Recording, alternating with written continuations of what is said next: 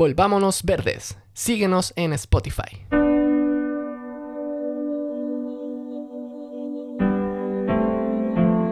Sin derechos de la naturaleza, la libertad es una ilusión. Klaus Bosselmann.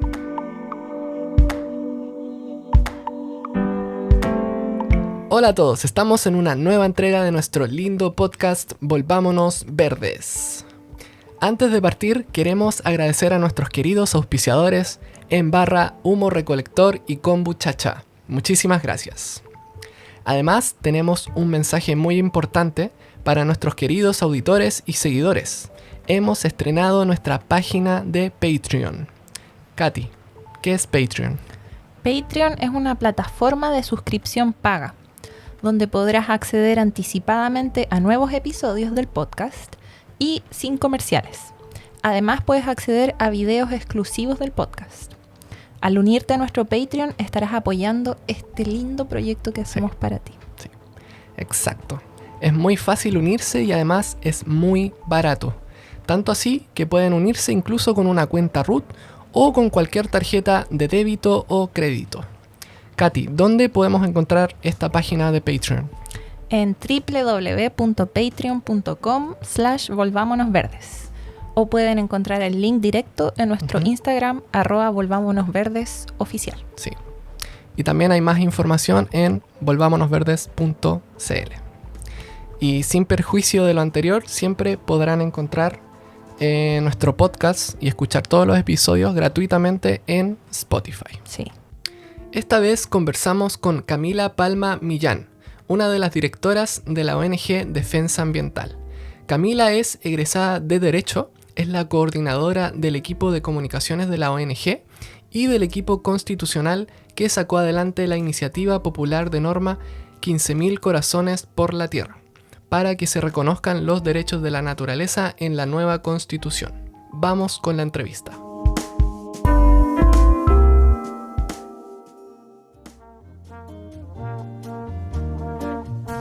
Estamos aquí con Cami Palma Millán, de la ONG Defensa Ambiental. ¿Qué tal, Cami? Hola, Katy. Muy bien. Muchas gracias por la invitación. ¿Cómo estás tú? Bien. Sí, estoy como media acalorada ahora, pero creo que no sé por qué, por la entrevista. y está frío aquí en todo caso. Está lloviendo mucho en Pucón. No, acá igual, acá en Concepción igual. Igual ha llovido harto esta semana. Qué bueno igual. Sí, hace bien. Sí. Y bueno, estamos aquí contigo porque queremos hablar principalmente de la nueva Constitución que se escribió, que ya está pública, y específicamente los derechos de la naturaleza. Entonces, tú como estudiante, egresada de Derecho, sabes un poco más que nosotros al respecto. Y no sé si has tenido tiempo de leer ya la nueva Constitución o si la viste un poco. Sí, la he ojeado bastante. Ahí me he instruido bastante en el tema de Constitución ecológica, así que se viene súper interesante la conversación. Claro, y yo la estuve leyendo la semana pasada y me pareció que realmente es una constitución ecológica, que no es solo un decir, porque me impresionó, especialmente cuando uno la compara con la constitución actual vigente, que esta menciona el medio ambiente en muchos artículos. De hecho, yo los conté y creo que conté que eran como 77 artículos que mencionaban la defensa del medio ambiente o de la naturaleza o algo relacionado a eso. Y desde el inicio, ya desde el artículo 1, se menciona cierto estado, distintos tipos, o sea, de estado social, democrático, de derecho, creo, pero dicen estado ecológico. En el segundo artículo mencionan la relación indisoluble del ser humano con la naturaleza. Después hay un montón de derechos ambientales, principios ambientales también. Y dentro de todo eso, los derechos de la naturaleza, se reconoce la crisis climática, un montón de cosas. Sí, nosotros contamos 98 artículos que se relacionaban de forma directa o indirecta con el medio ambiente y repartidos en todos los capítulos del texto, incluyendo las normas transitorias. Entonces ahí, como decías tú, se puede ver como que en el fondo la Constitución ecológica es atravesada, ¿cierto?, de forma transversal en todo su contenido por normas de índole ambiental, y también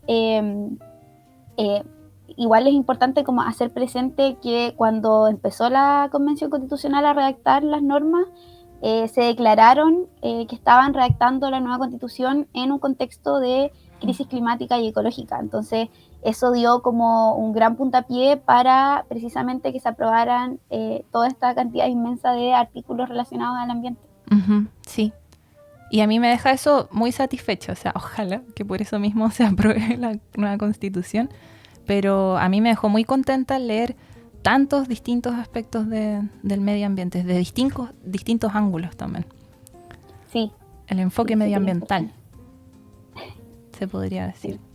Que se vieron ahí plasmadas varias visiones de los constituyentes. En el fondo ahí se vio la diversidad y se vio que venían de distintos territorios y de distintas concepciones acerca de la naturaleza también. Sí, sí. Y otra cosa que quería destacar es que, a ver, corrígeme si me equivoco, pero en la Constitución vigente, la del 80, se menciona solamente en un artículo el derecho del ser humano a un ambiente libre de contaminación, ¿cierto? Sí, en el 19 número 8, pero igual hay otros artículos que hacen un poco referencia al medio ambiente o a los recursos naturales, pero haciendo referencia meramente a recursos y referente como al derecho humano, ¿cierto?, a un medio ambiente libre de contaminación. Si te fijas en la redacción de esa norma, la visión es súper antropocéntrica, habla del ser humano. Sí, sí. Y libre de contaminación, ¿qué quiere decir? No quiere decir mucho, pues eso solamente quiere decir que no se superen ciertos límites. Normas que establece el humano también y que podrían cambiar eventualmente. Claro, y en contraste a eso, ahora, no recuerdo el artículo, lo tenía anotado, pero ahora se dice el derecho a un medio ambiente sano y ecológicamente equilibrado, que eso es mucho mejor. Mucho más amplio, sí. Sí. Y eso, junto con los principios ambientales que señalabas delante, igual nos otorga mucha más rango de acción para interpretar de forma más amplia y no tan restrictiva los derechos ambientales. Y lo otro que no quería dejar de decir era que en este contexto que tenemos de crisis climática, que es real, es súper grave, crisis ecológica, que se están pasando a llevar tantos límites de la naturaleza, es esencial tener, por ejemplo, una constitución que reconozca todos esos problemas. Es mucho mejor en ese contexto. Sí. Es muy interesante y también recalcar que no es tan novedoso que nosotros estemos incluyendo los derechos de la naturaleza acá en la nueva constitución, porque en el fondo en muchos países, en distintos continentes, más de 35 países, de distintas formas, quizás no en rango constitucional, pero de una u otra forma han reconocido los derechos de la naturaleza. Entonces no es que nosotros estemos aquí descubriendo el oro con el tema de los derechos de la naturaleza. Ya ha sido tratado. En Latinoamérica está la Constitución de Ecuador en el artículo 71 que reconoce los derechos de la naturaleza. Entonces es súper importante lo que estamos haciendo, y si es que eventualmente se aprueba esta nueva constitución sería un gran paso. Y con eso, con respecto a los derechos de la naturaleza, antes de preguntarte qué son específicamente, yo quería hacer como una introducción, que como ONG Defensa Ambiental, ustedes han estado muy presentes en ese proceso. Me parece que es desde un inicio, cuando se están presentando las iniciativas populares de norma, la ONG Defensa Ambiental presentó la suya, que se llama 15.000 Corazones por la Tierra, ¿verdad? Para que se reconocieran los derechos de la naturaleza. Sí, nosotros empezamos en el proceso de cuando se estaban candidateando los constituyentes a hacer distintos ciclos de conversatorios para ver cuál era su visión respecto a la naturaleza, que nos interesaba mucho. Y una vez que la convención ya se instaló y empezamos a escuchar de los mecanismos de participación popular, dijimos, ya, la iniciativa popular es la forma que tenemos de incidir y meter los derechos de la naturaleza en la nueva constitución. Así que ahí empezamos a trabajar como en septiembre más o menos.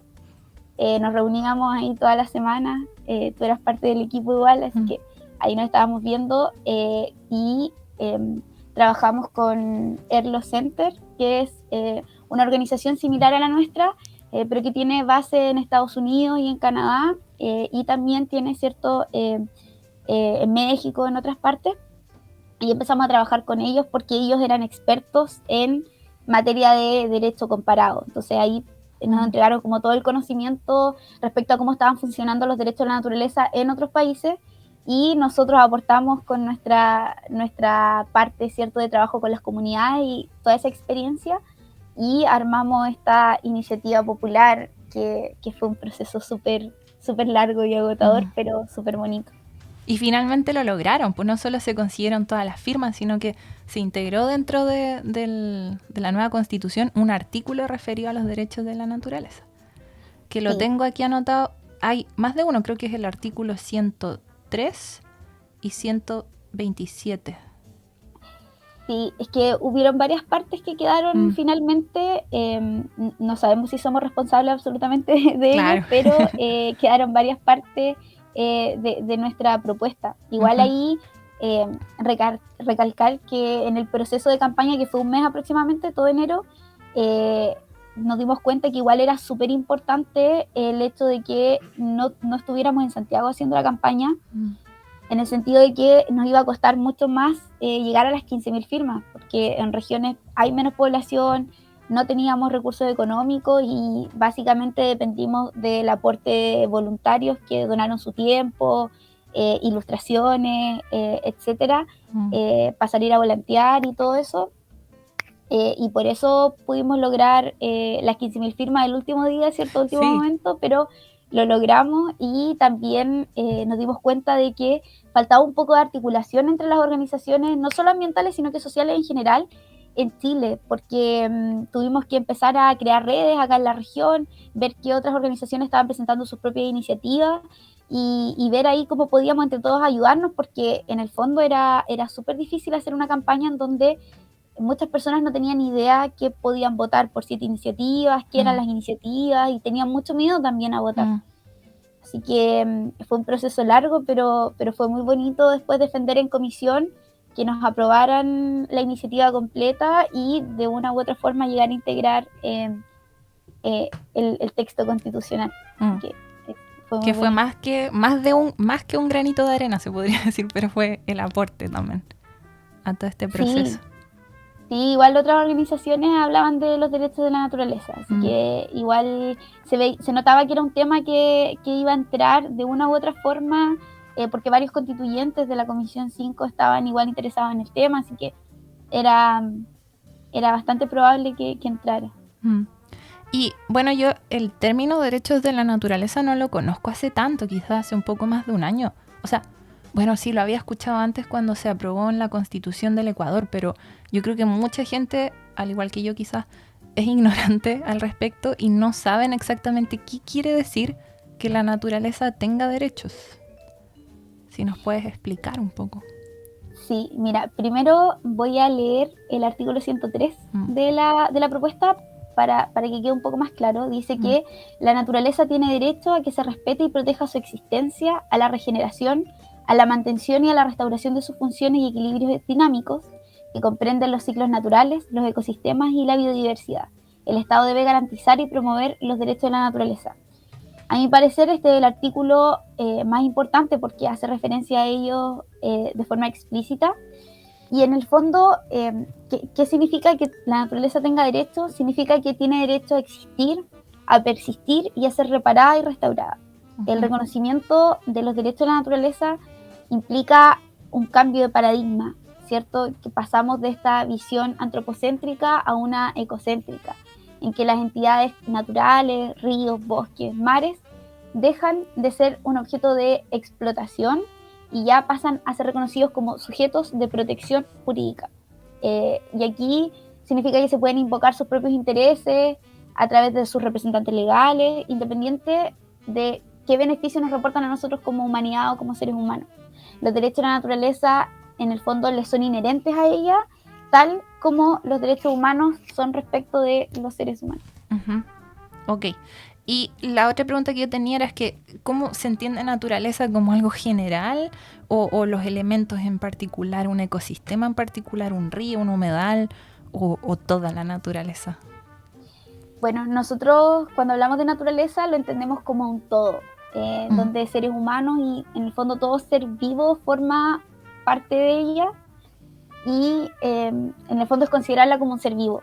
y desde un punto de vista filosófico, por lo que estuvimos investigando, para la elaboración de la iniciativa, está la tesis de Gaia, que propone que el planeta Tierra en su totalidad funciona como un superorganismo que se autorregula. Entonces, esta teoría, enriquecida con otros elementos de filosofías andinas, contienen conceptos claves que dan sentido, ¿cierto?, a la acción de otorgar derechos a la naturaleza y sobre todo en un rango constitucional.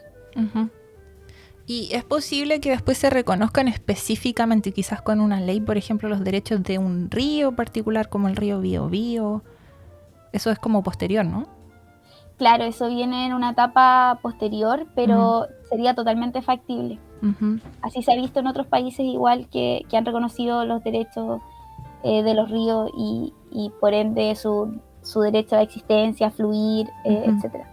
Ya. Y otra cosa que yo estaba discutiendo con un amigo, me dice que con eso se podría decir que los animales, como un perrito o un gatito, ahora van a ser sujetos de derechos. ¿También es así?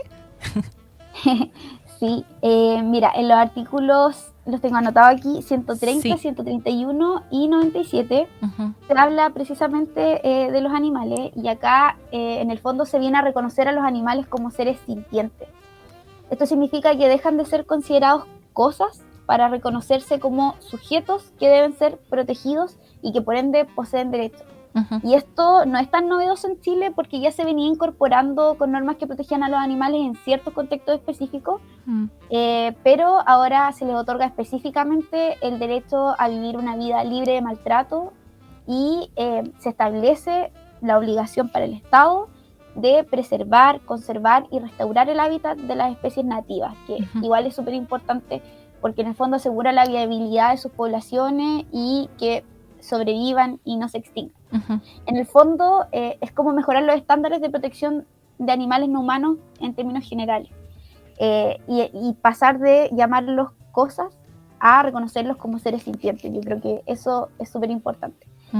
Y aquí igual no significa que vayan a dejar de existir, por ejemplo, la industria cárnica, avícola, láctea, pero sí que los animales van a pasar, ¿cierto?, de vivir, o sea, van a pasar a vivir en condiciones que aseguren como cierto estándar de calidad de vida y de bienestar. Claro, sí. Que no sufran específicamente, ahí dice maltrato. Claro. Sí. Exactamente. Lo entiendo. Y tú me habías dicho que hay gente que tenía la duda de si la naturaleza adquiere personalidad jurídica. Y esa la respuesta es no, ¿no? No, pero la gente se confunde bastante con esto porque la naturaleza lo que adquiere es, en el fondo, pasa a ser sujeto de derechos, pero no significa que tenga personalidad jurídica, porque si la tuviera, significa que la naturaleza también tendría obligaciones. Y nosotros hablamos de que la naturaleza solo tiene derechos. Y aquí la mejor como analogía para entenderlo es, por ejemplo, los menores, los niños, que no pueden obligarse, pero sí tienen voz. Y por ende, ¿quiénes son sus representantes legales? Sus tutores, sus padres. En el fondo esa es como la analogía para entenderlo de mejor forma. Y como te decía adelante, esto ya ha pasado en más de 35 países, así que no es tan novedoso. Se le reconoce cierta personalidad jurídica a las empresas, ¿por qué no le vamos a reconocer a la naturaleza ciertos derechos como sujeto de derechos? Claro, sí, ese argumento lo escuché y lo encontré bueno, que decían, si las empresas tienen derechos, por ejemplo, ¿cómo no lo va a tener lo que nos da la vida, que es como la naturaleza? Sí. Claro, y que justifica nuestra existencia en el fondo. Claro, y lo otro es que yo había escuchado en una clase que decían, por ejemplo, la relación que tienen los pueblos originarios con la naturaleza, que es de mucho más respeto, se sienten parte de ella, ellos no necesitan reconocerle derechos por eso mismo. O sea, para ellos se hace hasta innecesario, pero nosotros, nuestro tipo de sociedad occidental que tendemos a la explotación, la sobreexplotación, necesitamos en nuestros sistemas legales poner como un límite, ¿no? Y reconocer derecho a la naturaleza para evitar eso. Claro, y como te decía antes, en una sociedad tan antropocéntrica y también donde el sistema neoliberal está tan arraigado, es súper interesante empezar a ponerle límites a este crecimiento a toda costa. Sí, yo lo entiendo así, pero bueno, la otra pregunta que te teníamos, tú lo contestaste más o menos, es que ¿quién representa los derechos de la naturaleza si la naturaleza no puede ir sola a una corte, por ejemplo? Claro, lo que pasa es que para defender y representar a la naturaleza se va a requerir una institución que se encargue de su representación, y esta está establecida en el borrador, o sea, en el proyecto de nueva constitución, como la Defensoría de la Naturaleza, y se regula en 3 artículos, que es el 148, 149 y 150, en donde se habla, cierto, de cuáles van a ser las funciones de la Defensoría. Pero en el fondo cualquiera podría representar a la naturaleza, porque en otro artículo, en el 119 número 8, que refiere a las acciones constitucionales, se señala que podrán ejercer, cierto, referente a los derechos de la naturaleza, la acción, tanto la Defensoría como también cualquier grupo o persona, y esto habilitaría a las ONGs o a personas naturales poder representar a la naturaleza. Y esto también, como para ahondar más en ello, se trata de las normas transitorias. En el capítulo de normas transitorias se habla de que si es que se llega a aprobar la nueva constitución, dentro de los 2 años siguientes a la entrada en vigencia de ella, el presidente de la República va a tener que presentar un proyecto de ley que vaya a regular su organización, su financiamiento, sus atribuciones, así como de la Defensoría del Pueblo, que vendría siendo la continuadora del Instituto Nacional de Derechos Humanos. O sea que lo puede hacer la Defensoría de la Naturaleza, también ONGs o agrupaciones, o una persona. Claro. Y que esa persona no necesariamente tiene que estar afectada directamente, ¿cierto? Exactamente. Eso es lo novedoso que viene a otorgarnos este cambio de paradigma, de cambiar de esta visión antropocéntrica a una biocéntrica, el hecho de que no necesariamente haya que probar la afectación a un ser humano para defenderlo. Y otra pregunta que me pareció que era interesante era: ¿por qué es necesario reconocer los derechos de la naturaleza si uno puede tener otro tipo de leyes, ¿no? De que uno tiene que cuidar el medio ambiente o qué sé yo. ¿Por qué era necesario dar este paso? Bueno, esto se responde un poco igual con lo que te dije recién. La Constitución del 80 tiene una visión antropocéntrica que recoge de forma como súper breve los temas ambientales, y se ha aplicado la norma de forma súper restrictiva y siempre perjudicial para el medio ambiente. Y esto se ha dado por varios factores. Uno de ellos es esta visión antropocéntrica, que quien alega la infracción al derecho, ¿cierto?, debe probarlo, lo que afecta el acceso a la justicia. También por el hecho de que siempre que se interpreta la Constitución como un todo sistemático, ¿cierto?, ha primado la protección de los derechos económicos de las personas, basado en esta visión de progreso a toda costa y súper individualista.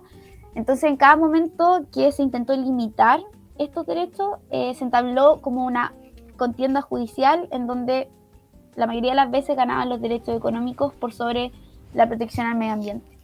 Y lo que te decía antes también, de que esta Constitución reconoce a los bienes naturales solo como recursos. Entonces, también en cuanto a la acción de protección, es más restrictiva incluso que la acción de protección general, porque solo procede ante situaciones de ilegalidad, no ante situaciones de arbitrariedad, y debe ser imputable sí o sí a una persona o autoridad específica. Entonces, en definitiva, como este derecho ambiental clásico que le llamamos nosotros, que es el actual que tenemos, ha regulado de forma súper fragmentaria los ecosistemas y su aprovechamiento.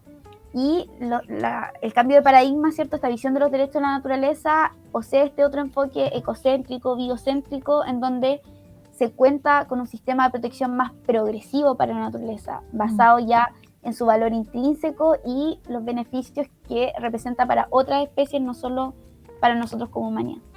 O sea, podríamos decir que es una forma mucho más eficiente de protegerla, ¿no?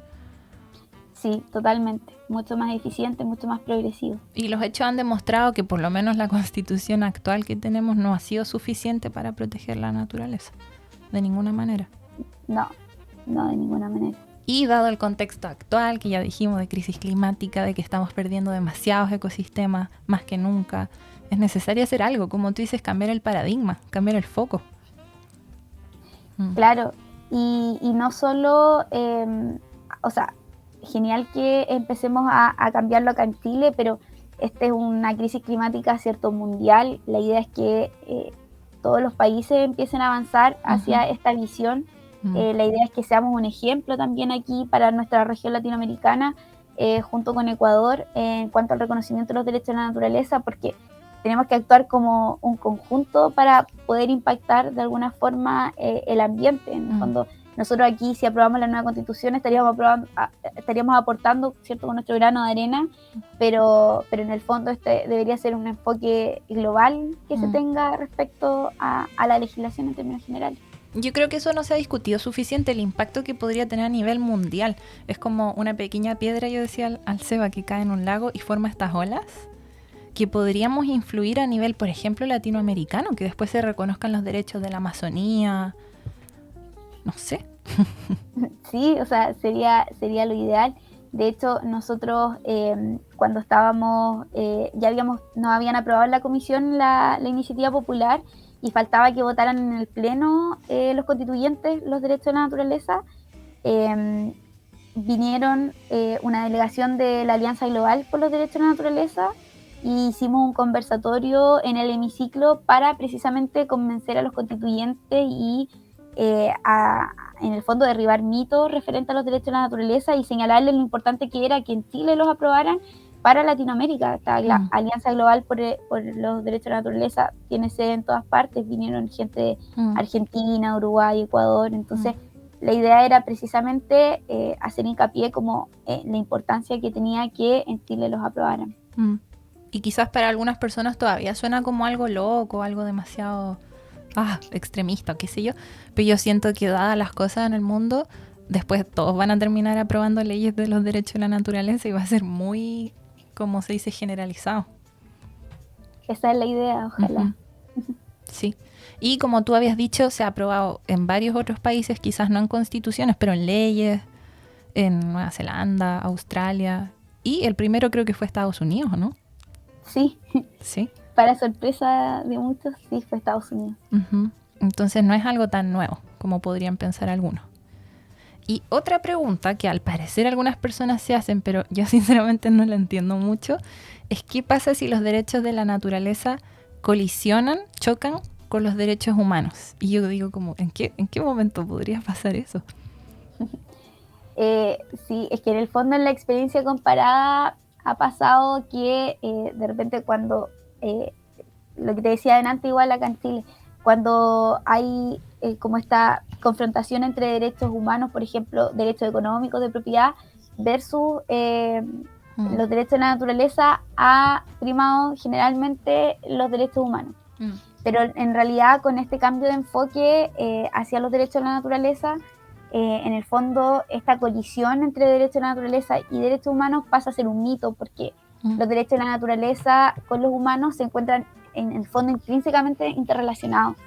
Y nosotros hablamos de que el puente entre estas dos disciplinas es un derecho a un medio ambiente sano. Entonces, la protección de la naturaleza permite ejercer otros derechos para nosotros como humanos y otras formas de vida que habitan los ecosistemas. Entonces, ambos enfoques de derechos se complementan y un ejemplo de esto podría ser cuando hay un impacto ambiental negativo o irreparable que genera una violación a los derechos de la naturaleza, por consiguiente a los derechos humanos, y en otras palabras, ambas disciplinas se implementan y justiciabilizan conjuntamente porque ninguna es excluyente de la otra. Claro.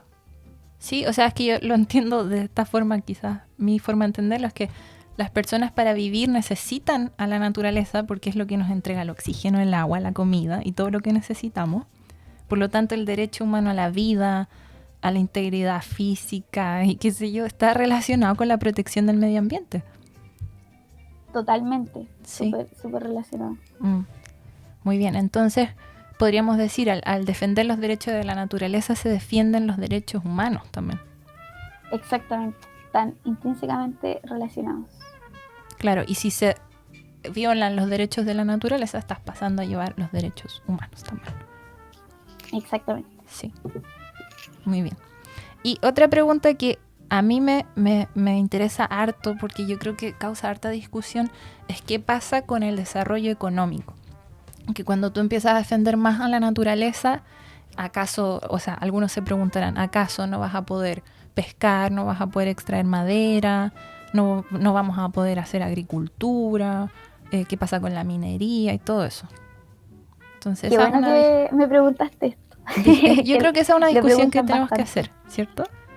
Sí. Lo que pasa aquí es que en términos de conservación, los derechos de la naturaleza representan una oportunidad para basar las economías locales en la conservación de la naturaleza y la protección ambiental.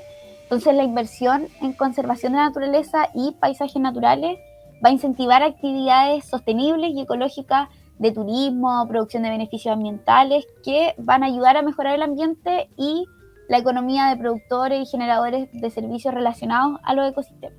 Entonces, los derechos de la naturaleza en el fondo son un llamado al equilibrio, de modo que las actividades nuestras no se desarrollen a costa de la naturaleza, que implica mejorar tecnología, así puedan disminuir los impactos y que se mejoren en el fondo las condiciones de vida de todos los habitantes del país. Uh-huh.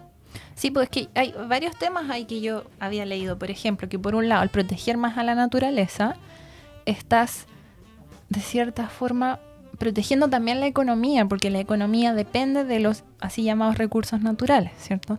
Entonces, al proteger la naturaleza, proteges los recursos naturales que son necesarios para el desarrollo económico. Exactamente. Y también, súper de la mano. Sí, y también hay muchos estudios, como por ejemplo el que yo había leído era el informe Dasgupta, creo, que menciona y está probado que cuando tú proteges la naturaleza produces beneficios económicos a nivel global y local. Sí, de hecho en países en donde ya se han aprobado los derechos de la naturaleza, se ha visto en el fondo lo que te decía, como este incentivo también al turismo, a las economías locales, de resguardo a los ecosistemas, pago por servicios ecosistémicos. Entonces no es tan novedoso en el fondo hablar de que van de la mano y de que en el fondo uno fomenta al otro. Uh-huh. Y hay ejemplos concretos que habíamos leído de, por ejemplo, Costa Rica, que creo que dirigió gran parte de su política y de sus recursos económicos a la protección de la naturaleza y que eso los benefició mucho económicamente, desarrollo local. Exactamente, en Costa Rica es donde se da esto del pago por los servicios ecosistémicos y aquí, por ejemplo, en concreto, el Estado le paga a el Estado, por ejemplo, una hidroeléctrica, le paga a todos los propietarios que tienen bosques nativos alrededor de un río para que no los corten, porque estos ayudan a mantener el caudal del río, por ejemplo, etcétera. Entonces ahí se ve un ejemplo concreto de cómo aumenta el valor. También en otros países en donde el turismo es súper importante y Chile es uno de ellos, pero en otros países en donde ya se han implementado los derechos de la naturaleza, se ha visto que, por ejemplo, con abandonar la caza de tiburones o ballenas, ha aumentado enormemente el turismo en esas zonas por avistamiento precisamente de estas especies. Entonces, en términos concretos, uno podría llegar a aseverar y probar, ¿cierto?, que esto reportaría un beneficio para la actividad económica también. Y un ejemplo que me parece súper bueno el de la pesca, que dicen cuando los pescadores o los grandes barcos sobreexplotan a los peces, finalmente ya no hay más peces para nadie, entonces se acaba la pesca. En cambio, si hay un cierto control, si hay zonas que se protegen y ahí no se permite pescar y solo peces de cierto tamaño, permites que el recurso, o sea, los peces se regeneren y después todos tienen más pesca. Claro. Así ha pasado igual acá en Chile con el tema de las vedas. Al final los pescadores entendieron que era necesario respetar ciertos ciclos para poder asegurar el recurso para ellos también a futuro. A largo plazo y a las generaciones futuras, ¿cierto? A las generaciones futuras. Que es desarrollo sostenible. Y es lo mismo, o sea, perdón, que este tema me interesa harto discutirlo porque es lo mismo con el bosque, es lo mismo con la agricultura, con cualquier tipo de interacción con la naturaleza, que no es que se prohíba que el humano interactúe con ella, pero que interactúe con ella permitiendo que la naturaleza se vuelva a regenerar. De forma respetuosa, en el fondo, y que permita la existencia de ejemplares o de estos ecosistemas para las generaciones futuras, que es súper importante tenerlo en consideración. Creo que eso es algo importante que nos deja el ejercicio también de un plebiscito, de una nueva constitución, que no solo nos va a regular a nosotros como generación, sino que también a las futuras. Entonces, creo que es súper importante tener eso en consideración al momento de ir a votar en septiembre. La única área económica que no me calza mucho es la minería, que dicen que no existe la minería sustentable, porque los minerales creo que no se vuelven a regenerar en el tiempo. Pero no sé.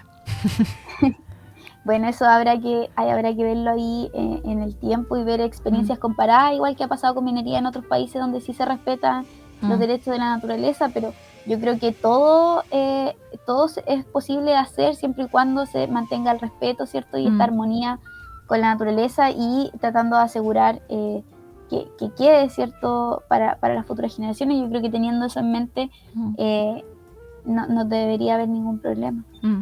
Sí, es que me interesaba discutir harto esto porque me imaginaba a los economistas diciendo, los empresarios ya no vamos a poder hacer nada. Como, no, sí puedes. Sí puedes, pero con otras reglas en el fondo. Claro, sí.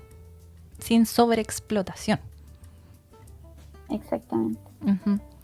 Y lo que yo me pregunto y quizás algunas personas se preguntan es cómo se va a ver reflejado esto como en la institucionalidad, ¿no? Que se van a crear nuevas instituciones o nuevas leyes con esto de los derechos de la naturaleza, si se va a volver muy complicado quizás todo eso. Bueno, en realidad yo primero que todo ahí haría un llamado a la gente a leer las normas transitorias que aparecen en el capítulo de normas transitorias de la nueva Constitución, porque ahí se deja súper claro varias cosas, cómo se van a integrar en el tiempo, como lo que te decía adelante, por ejemplo, de la Defensoría de la Naturaleza, que en un plazo de 2 años desde entrada en vigencia el presidente de la República va a tener que presentar un proyecto de ley que la norme.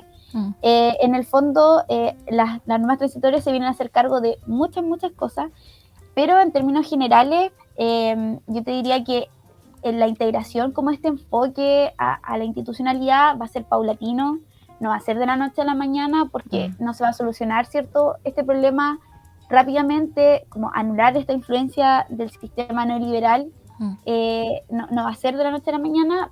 Por eso hay que, como decías tú al principio, interpretar, ¿cierto?, la Constitución como un todo, y que el reconocimiento de los derechos de la naturaleza y de aquellos principios que componen su contenido esencial, que tú igual lo señalabas, como el principio precautorio, preventivo, de no regresión en materia ambiental, son un primer gran paso en términos ecológicos y nos acerca al cumplimiento de estándares internacionales, y va a permitir, como decíamos recién, a las presentes y futuras generaciones interrelacionarse con la naturaleza, pero no como un objeto de apropiación, sino como un sujeto de derechos digno de respeto y cuidado. Claro, y que, o sea, eso creo que era la discusión que se hacía en Ecuador, que decían que tenían derechos de la naturaleza en su constitución, pero se seguía sobreexplotando con minería y no sé qué. Y claro, es que eso va a ocurrir aquí en Chile quizás, que no va a ser como que hoy de un día para otro todos van a respetarlo. Va a seguir habiendo conflictos ambientales también. Es paulatino, como tú dices. Totalmente. En Ecuador igual el ejemplo es súper reciente, entonces independiente de que hayan sido un artículo súper bonito el que redactaron, no es de la noche a la mañana, y además la experiencia ecuatoriana igual dista mucho de nosotros porque ellos están teniendo constituciones cada 10 años, entonces tienen muchos proyectos constitucionales. Nosotros somos de otras costumbres legislativas, nuestra constitución lleva décadas, y en el fondo esta nueva constitución va a ser un proceso lento de instauración, no va a ser de la noche a la mañana, todo va a ser paulatino, paso a paso, y es importante que nosotros ahí como ciudadanos también y ciudadanas seamos observadores de lo que está pasando y de la aplicación de la constitución, y podamos eventualmente, representar a la naturaleza en algún conflicto o algo que vayamos a ver en el futuro. Yo creo que eso es súper importante, que como ciudadanía nos empoderemos de los derechos ambientales que tenemos o que vamos a tener, y seamos como observadores, de todo el proceso. Y hacer un llamado a la gente a que se lea la Constitución hasta el final. Sí, totalmente. Hasta Y las normas por transitorias. último, si no, si tienen acceso a la guía práctica del borrador, Mm. que es súper más amigable, tiene como 50 hojas, pero son chiquititas. Aquí la tengo, esta es la guía, es súper pequeña, la letra es súper amigable y tiene dibujos, entonces hay muchas formas, hay podcasts, hay audiolibros de la Constitución, hay distintas formas de acceder al contenido, y si tienen cualquier duda, preguntar. Hay mucha gente capacitada para explicar muchas cosas de la Constitución, porque se entiende que de repente hay palabras que no se comprenden del todo, pero es totalmente normal y está bien que empecemos a hacer parte de este ejercicio democrático y constitucional, ¿cierto? De empezar a informarnos de cuáles son las normas que nos van a regular. Y es parte de la educación cívica. A veces parece que hay gente que le da miedo como meterse en eso y leerlo. Y yo sinceramente, no siendo abogada, por lo menos al principio la Constitución no es nada complicado. Es los derechos básicos en palabras simples. Quizás después se vuelve más complicado cuando hablan de los poderes y cosas más leguleyes. Sí, igual hay partes que de repente son un poco novedosas, como las autonomías territoriales indígenas o toda la parte de Estado regional.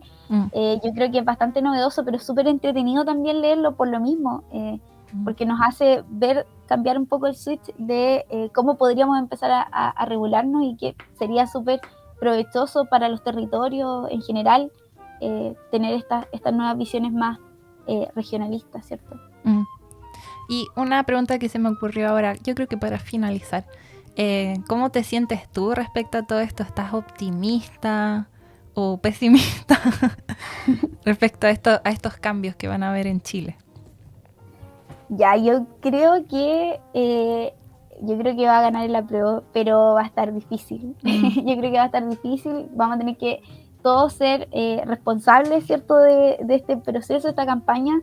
Empezar a educarnos y educar a nuestra familia también al respecto, porque las redes sociales están llenas de fake news, incluso en las noticias. Entonces creo que viene un gran peso aquí a las generaciones más jóvenes, sobre todo, de educarnos y educar, ¿cierto?, a nuestro alrededor. Mi visión es que va a ser una campaña muy bonita. Se vienen 2 meses intensos donde vamos a ver de todo en redes sociales, en la tele, pero yo creo que primero que todo, como decías tú, leer la Constitución antes de caer en fake news. Y si se aprueba la nueva Constitución, yo creo que el proceso que viene va a ser súper bonito. Vamos a empezar a poder crear ciertas iniciativas populares de leyes para poder empezar a hacer todo más armónico con este nuevo texto constitucional que nos va a amparar y que nos va a entregar en el fondo estos nuevos paradigmas, sobre todo que es el cambio de una visión antropocéntrica a una biocéntrica o ecocéntrica, que en el fondo va a permitir asegurar la vida de nosotros como seres humanos al futuro. Entonces soy súper positiva al respecto. Yo creo que nos va a ir bien. Y quizá hay gente que le da un poco de miedo la frase el cambio de paradigma, como que sienten que todo va a cambiar y todo va a ser distinto, pero no es tan así. Y por otro lado, estamos tan mal encaminados en aspectos ambientales, por lo menos yo como ecóloga, pienso que de verdad vamos directo a un abismo, directo. Entonces hay que cambiar la forma de hacer las cosas. No hay opción. No hay ninguna opción, nos quedan pocos años para hacer algo. De hecho, yo creo que ya era tiempo de hacer algo. Claro, pero esta nueva Constitución es una buena herramienta, es una buena arma que tendríamos para enfrentar todo lo que viene. Es nuestra carta fundamental, así que si esta no es una buena herramienta, no se me ocurre otra. Sí, es la base de todo. Ya. Exactamente. Muchas gracias, Cami, me has contestado muchas dudas que tenía. Muchas gracias a ti por la invitación. Sí, y espero que todo salga bien, que la gente se informe, como tú dices, que la lea, principalmente que la lean. Y eso, pues quizás vamos a estar haciendo más capítulos o episodios respecto a la nueva Constitución. Súper. Bien, que estés muy bien. Igual, un abrazo. Chao. Agradecemos nuevamente a nuestros auspiciadores, que son Humo Recolector. Son inciensos hechos en base al canelo, hechos con residuos de la industria en un proceso llamado suprarreciclaje. Son naturales, huelen a naturaleza, son muy ricos. En barra son productos cosméticos como champús, acondicionadores, jabones y otros que no están envueltos en plástico, son veganos y son biodegradables. Y por último, kombuchacha es una bebida de té fermentada.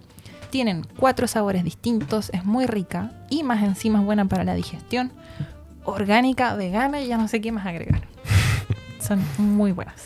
Bien, muchas gracias En Barra, Humo Recolector y Kombuchacha por apoyarnos. No olviden apoyarnos también en Patreon. Muchas gracias a todos nuestros auditores, que tengan una buena semana. Chao.